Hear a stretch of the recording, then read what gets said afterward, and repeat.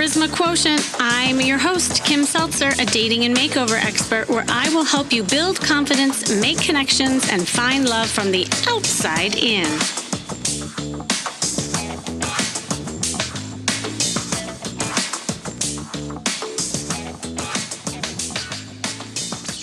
Everyone wants to be liked and feel good when walking in a social event and date, but for some of you, that is easier said than done. And, what happens is you might want to improve your social confidence, let down your defenses, and show yourself as you are. This takes courage. So you want to be a part of the social scene. Yet you risk saying or doing something to attract negative attention. It's a dilemma many wrestle with as you prepare for a night out, while a voice in your head worries about how you will come across, what to say, and if you will be good enough.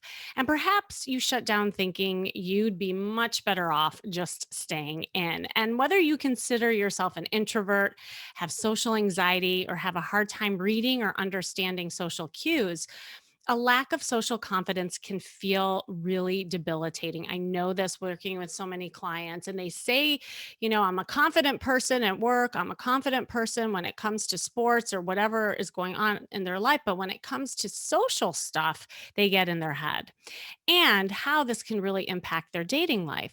So you might stop yourself from saying hi to someone in line because you don't know what to say, or you find it exhausting doing small talk. You might divert your eye contact with a cute guy you see in fear of being rejected or feeling stupid. And you might have long pauses while on a date because you're in your head ruminating about what to say next to keep the conversation going. Worrying about feeling confident and comfortable in social situations can be overwhelming, and it can prevent you from having opportunities to find love. Now, as most of you know, before COVID hit, I'd often go out and do my wing gal sessions, both with women and men, to help them gain their sexy confidence and create opportunities to say hello to people, to meet people while you're out and about. And I would say 9 times out of 10, most people lack the social confidence because they were their worst enemy. It wasn't anybody else. Everybody and anybody would say hi to that person, but they would stop themselves. So I did a lot of coaching around just preparing people to relax and get out of their head. I'll never forget this woman I was working with. It blew me away because when we sat down and I was interviewing her, because I always like to take a good history being the therapist that I am, I I couldn't get over how much social anxiety she had, because here's this woman, she was beautiful, successful, she went to really good schools, she had her life together, she even had a lot of friends. But she said, "Kim, I can't walk like into a date, into a social event without having complete anxiety attack." And so I said, well, the best way to get over it is to expose you to those social situations. So she was scared to death. And I, of course, held her hand as we walked into this huge convention right afterwards. And she actually signed up for this convention. And I said, this is a great way just to get your feet wet and perhaps meet a couple people before the weekend really kicks off.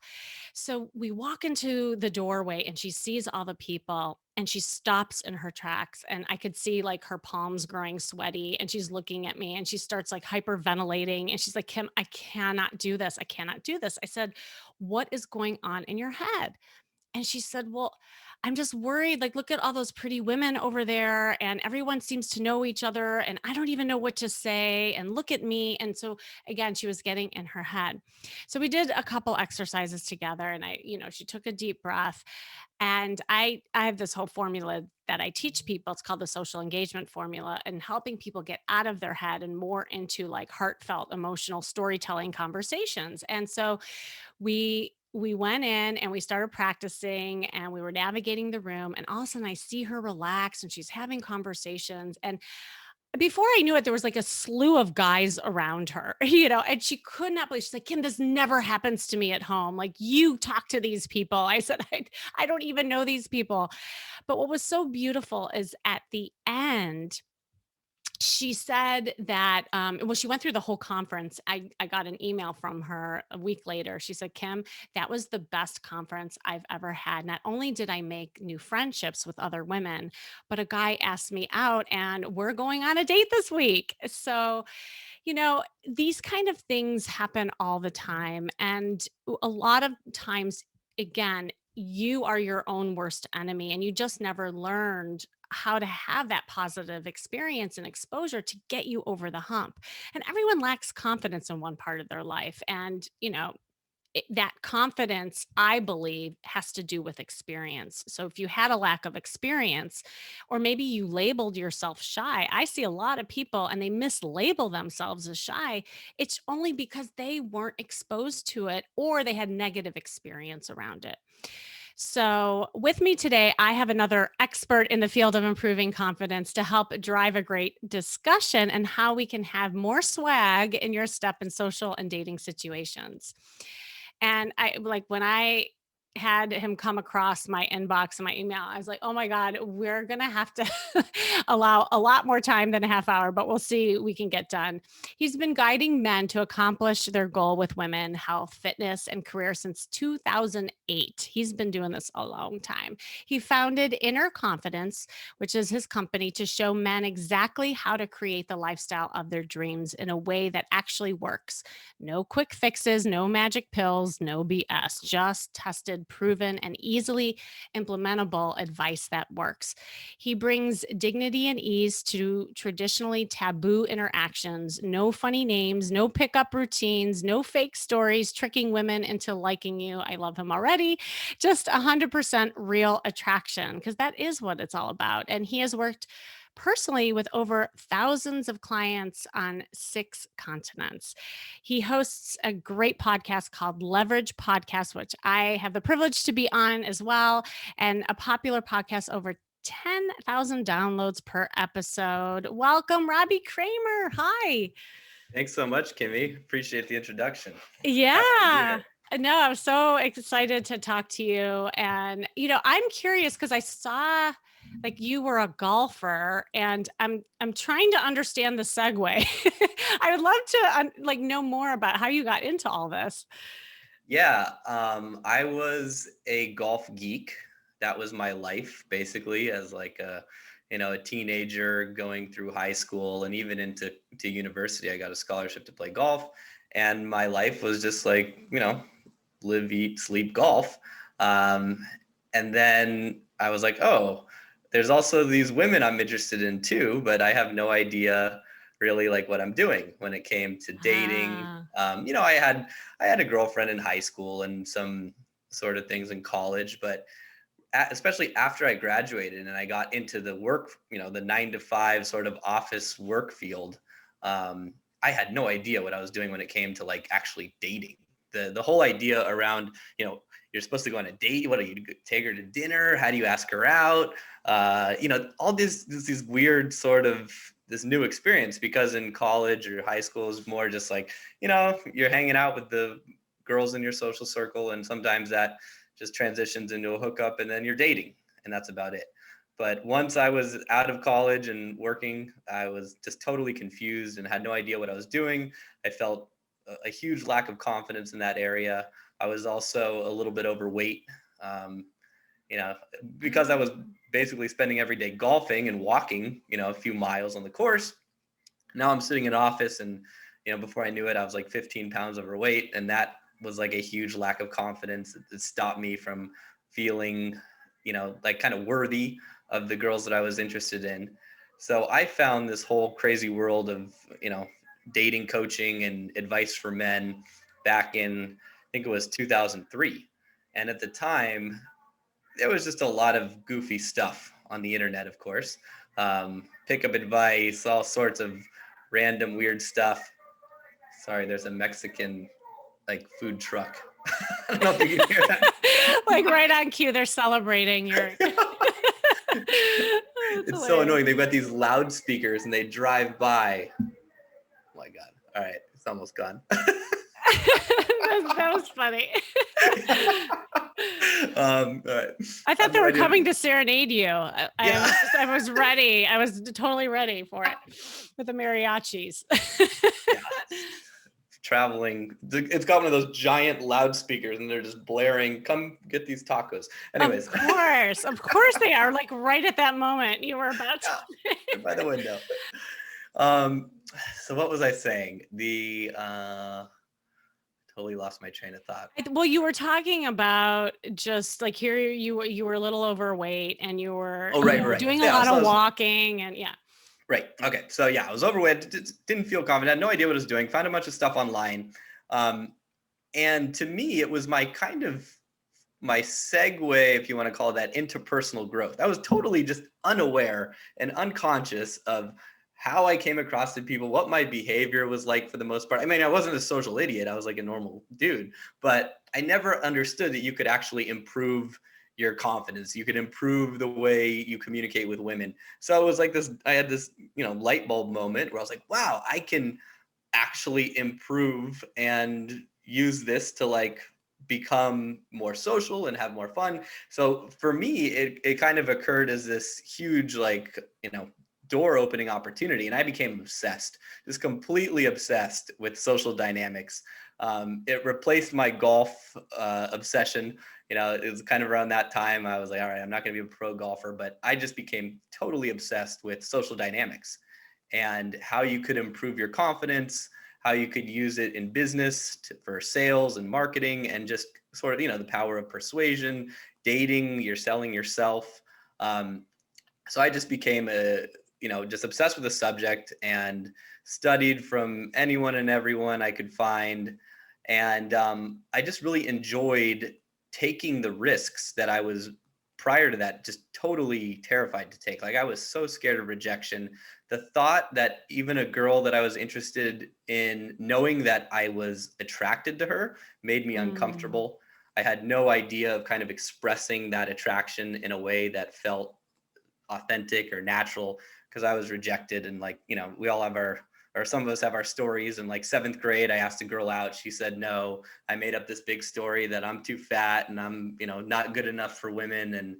And so it was just like a very long and interesting but cool healing process to get over some of that past trauma, followed by just thousands of, in like basically out and about, approaching women, getting rejected, learning what worked, learning what didn't work, and then coaching friends and then later clients through that same process, to build the confidence. And as you mentioned earlier, confidence, a lot of the time we think of it as, oh yeah, we should just be confident or we should have confidence. Oh my But God. Yeah. you can't just have it. You can't just be like, okay, I'm going to be confident now, because you know that you're not. You know that you're like Totally. totally full of shit. Um, so confidence comes from stacking wins, and that's it in my opinion. Like you Totally. cannot be confident unless you feel that you're going to succeed at that thing that you're doing. So if you tell someone just like, oh yeah, just go talk to her, and be confident, man, it's Yeah. just going to make it Don't you worse. love that? I know. Well, if I knew how to do that, I would do that. Like that's the thing. Exactly. Well, And yeah. I want to stop for a second because those of you who are like watching this on YouTube, I think especially if you're a woman watching this, I think a lot of women are amazed to hear this because you're a really good looking guy. Oh, thanks. And yeah, and it's just and it's like the woman that I was talking about in the beginning, I think a lot of times people think, "Oh, well, that person's good looking. They all have it together," and that kind of thing. And I was wondering, back then when you were just really worried about saying anything and worried about rejection, what was going on in your head? Like how did that really affect you? And how I know that the social dynamics and being obsessed and helped you get over it, but I just wondered, that conversation that was going on in your head because I think that's important for people to hear. Yeah, it was a really good question. It it was just a bunch of thoughts of why it wouldn't work out, Uh-huh. Yeah. why I wasn't good enough, and this was all happening unconsciously. And it was mostly just like a conglomeration of fear or fear-based thoughts. There'd be I'd be in an event or I'd see a girl I was attracted to, and there was that feeling of wanting to connect with her, wanting to obviously like, experience that relationship or building some sort of relationship, and just being completely stymied of not knowing what to do. Like, should I talk to her? What should I say? When's the best time? And then usually doing absolutely nothing. Or if I was introduced, it would be a feeling of like, oh my God, I'm going to say the wrong thing. So then I would completely squelch my authenticity or self expression and end up coming across as like this shell of who I knew I was. So I had this feeling that like I'm such a I'm a pretty cool guy. I'm like successful, blah blah blah, but no one sees that. So Mm. it's all being wasted. And if I had a way to present like who I really was, then I feel like I would be doing well, but I didn't. So that was the big disconnect, was feeling that like I just had no real way of getting through that gap of, the way I was coming across versus how I felt. So I felt decent. Like I felt, like I was someone that had something to offer, but not being able to present that was really the breakdown, I think. That's a really good distinction. And I just think it's so helpful for both men and women to hear this because it's funny, men always are so surprised that I coach women and because they think like, what do you all have to worry about? We're the ones that have to approach you. And then my ladies are like, they are so surprised to hear these insecurities coming from guys because we all think we're the insecure ones, and so Mhm. I think what you're highlighting also is that this is not gender specific. Like we all have those insecurities and gremlins going on in our head that really can stop us fast in our tracks. So I love this conversation, but anyway, Yeah, continue your and story. no, it goes Yeah. and the same thing because I work with mostly men, and we think, oh, for women they just look beautiful and we do all the Right. work and blah blah. But like, what do they have to? What do they have insecurities about? They're gorgeous. Like, why would they? Why would they have any insecurities? And it's amazing what you see like these big, strong, tough, scary-looking guys. I've worked with Navy SEALs before, and telling them to go approach a girl, they'd rather be on the front lines of a battle facing bullets than Oh my actually gosh. going up and saying hi to a girl in a bar a lot of the time. So it can be extremely intimidating if it's not something you've done before or something, or if you have no idea of kind of what you're doing. So one big thing that I like to do, the thing that really changed things for me was having some sort of, you can't be a script, Yeah. and totally winging it doesn't really work either.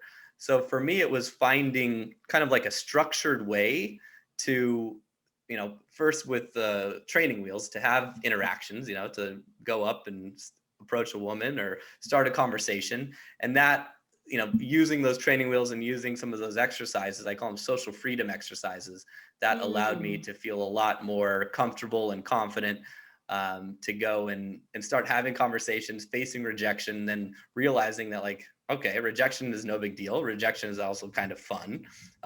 It's an amazing way to learn about yourself and deconstruct your ego. And there's so many sort of analogies and metaphors of how you do one thing is how you do everything, and how that affects just something as simple as going up and saying hi to a woman that you find attractive. Um, so I had, to continue my story, I spent years basically, traveling the world, meeting women, helping clients do the same, and setting up kind of a lifestyle that allowed me to, to really try to enjoy my life as much as possible. So I went to Eastern Europe, fell in love with the culture there. I have Ukrainian roots.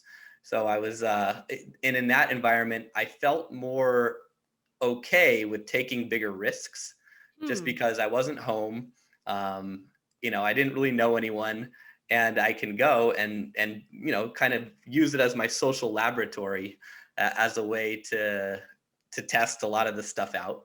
So I spent a lot of time in Eastern Europe. I spent a lot of time in South America, lived all over the U.S., and kind of found a way to financially set up a business in a way that allowed me to do that moving, and just kind of live like the digital nomad sort of lifestyle. So what tends to happen when I work with guys is, of course, in the beginning, most guys that they, just like me, we're clueless when it comes to fashion. We're not taking very good care of ourselves from an image perspective. We don't really know what's going on. And then it kind of transitions from, communication skills. Texting is a huge thing that a lot of guys struggle with. That can be, I feel like, if you can understand that, that makes a huge difference.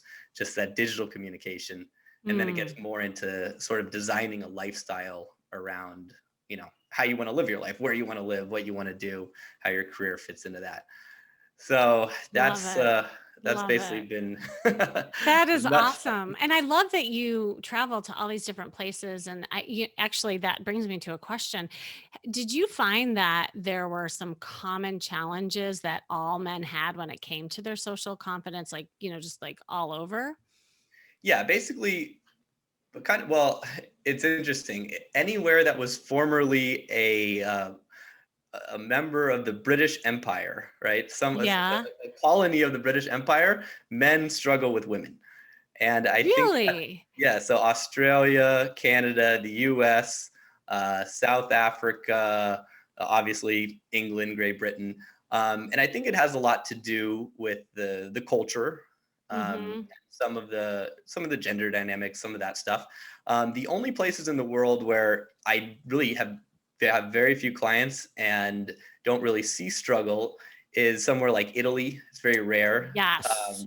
It's Yes. Okay, y'all, if you haven't been to Italy, like if you're a woman, especially if you want to really know how sexy a man can be with you, go to Italy. Like Yep, they have got it down from the eye contact to like their body language. Like they literally almost dance with you with their body language. And they're so comfortable, I think, in their skin totally. that it's a great model for people. And I think also the Latin American Yep, cultures also are Brazil. very Mhm. comfortable.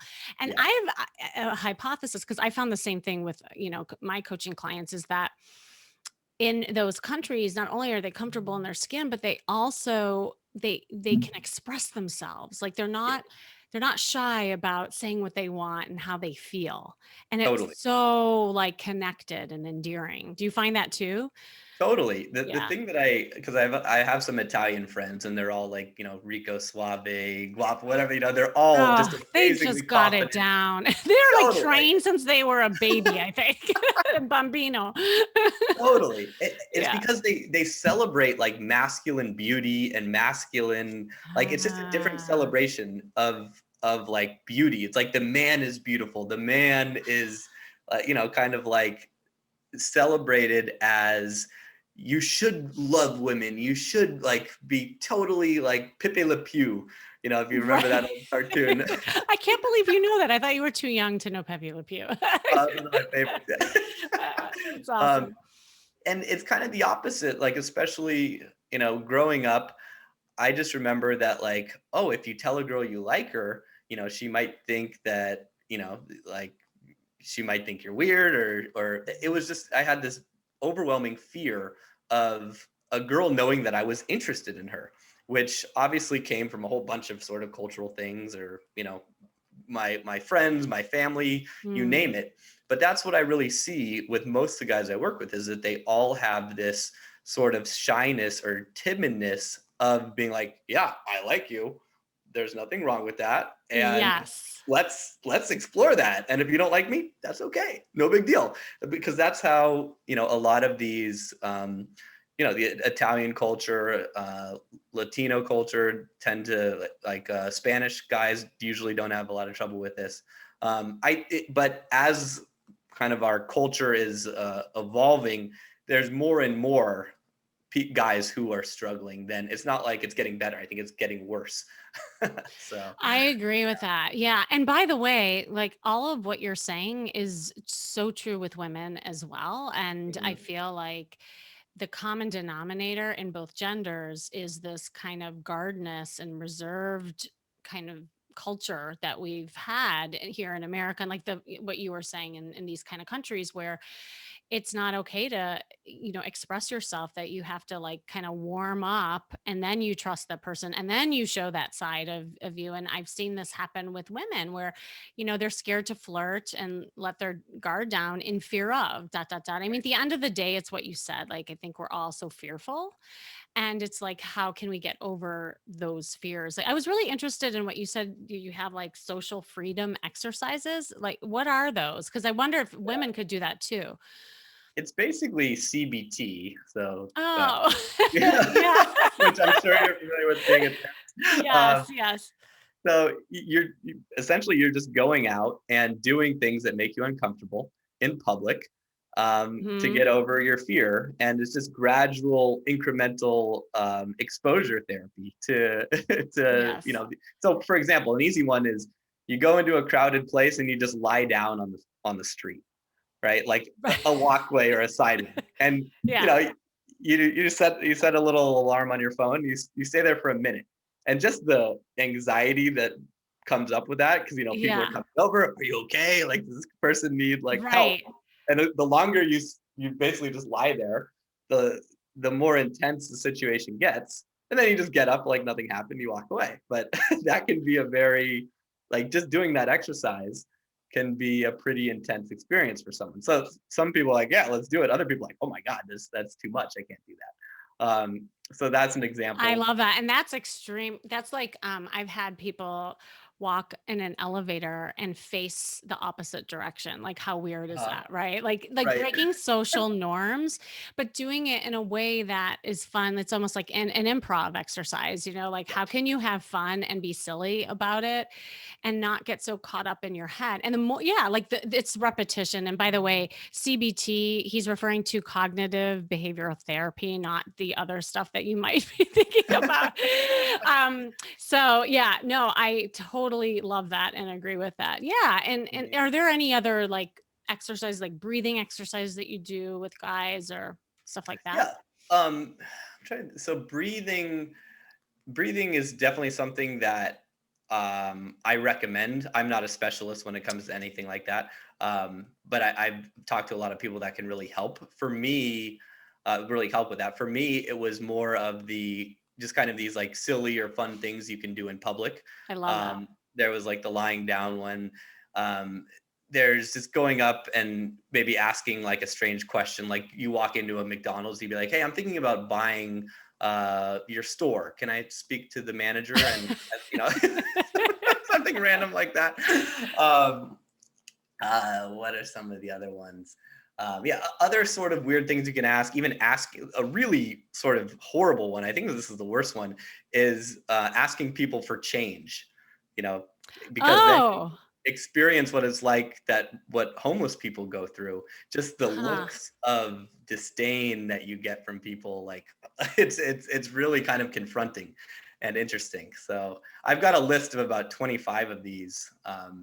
That I recommend people, like, yeah, pick the ones that kind of speak to you and go out and Oh, that's try these. great. That's Uh, fantastic. I think both men and women should do mhm. stuff like that. Oh yeah. Again, it's getting into your silly and not taking yourself so seriously. And I think both genders find that so highly attractive. I mean, when a boy is boyish and a girl is girlish, and it's Mhm. like we go back to kindergarten and we play and we're sticking out our tongue, like and going, I like you, like it's Yeah, there's that sense of playfulness that I think also can help you get out of your head.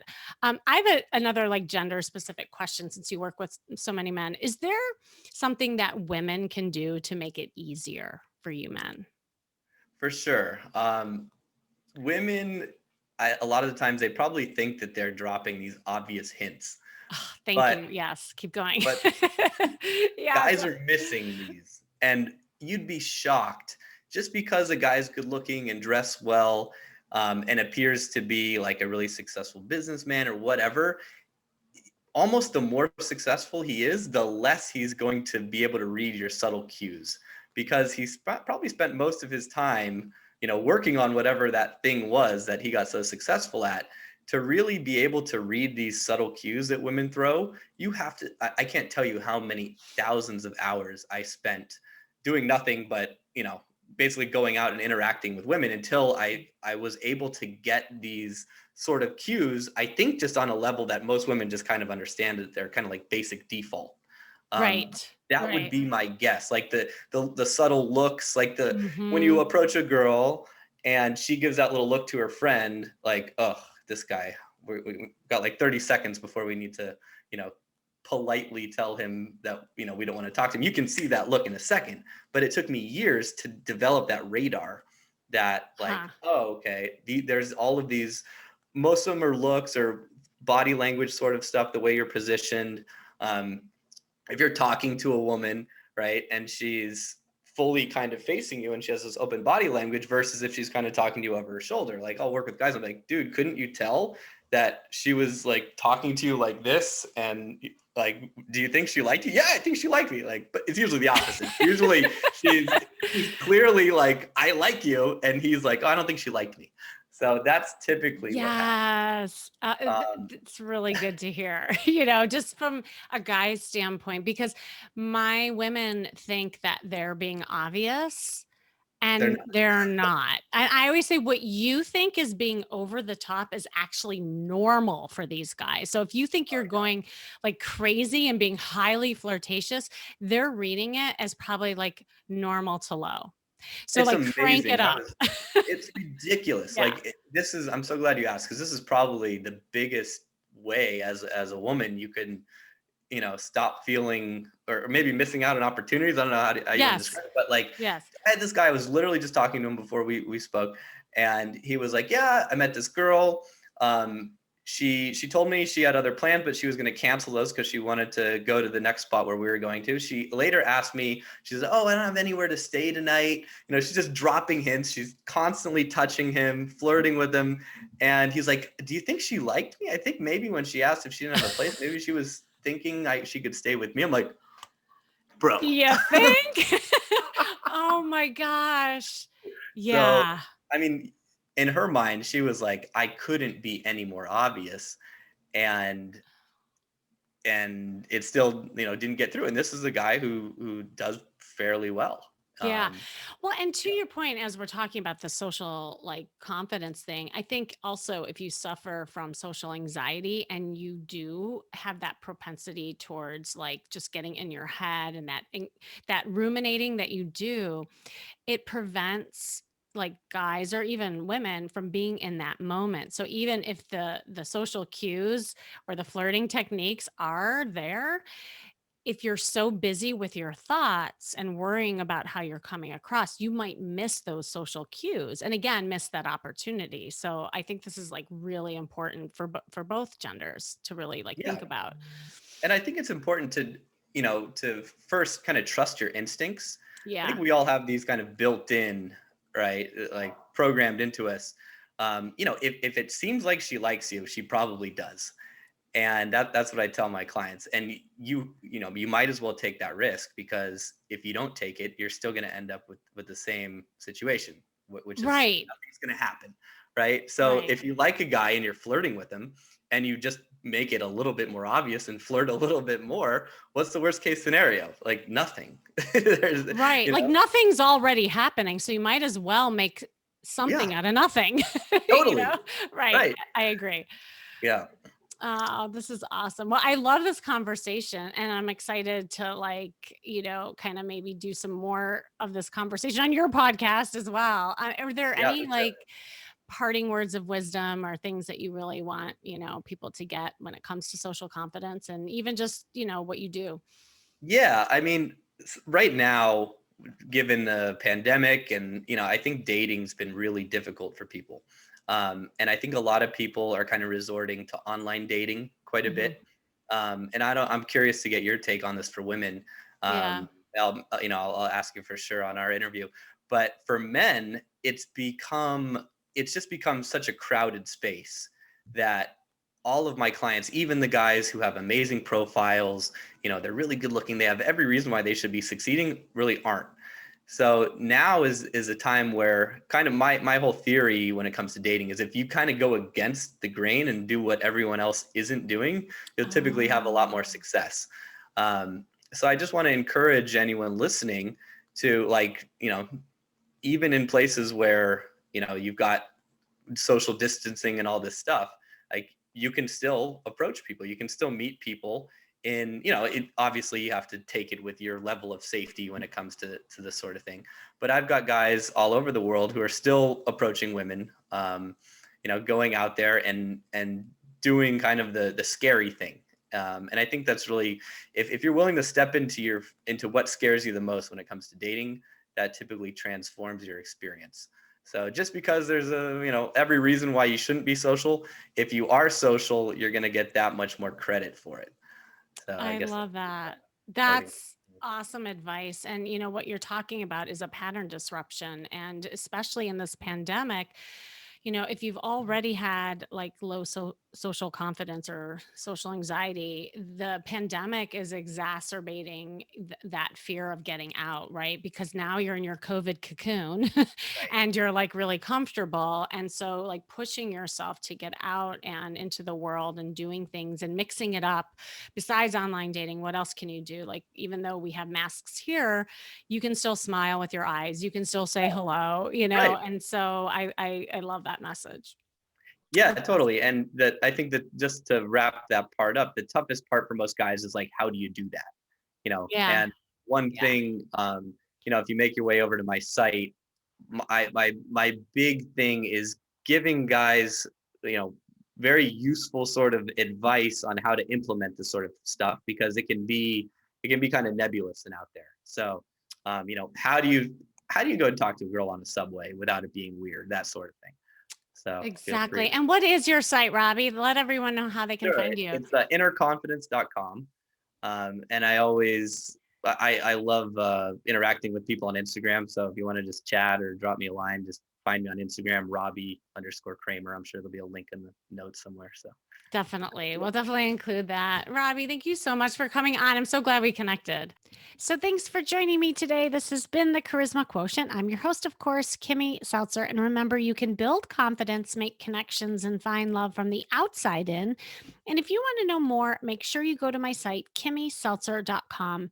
And if you're listening to this and you realize you are having some anxiety around being social, and whether that was because you haven't been doing it for so long or you've always had it, and you really want to get back out there, I have two opportunities for you. First, hop on a free call with me, and all you got to do is click on the link that you see in the show notes to book it. It's just a call.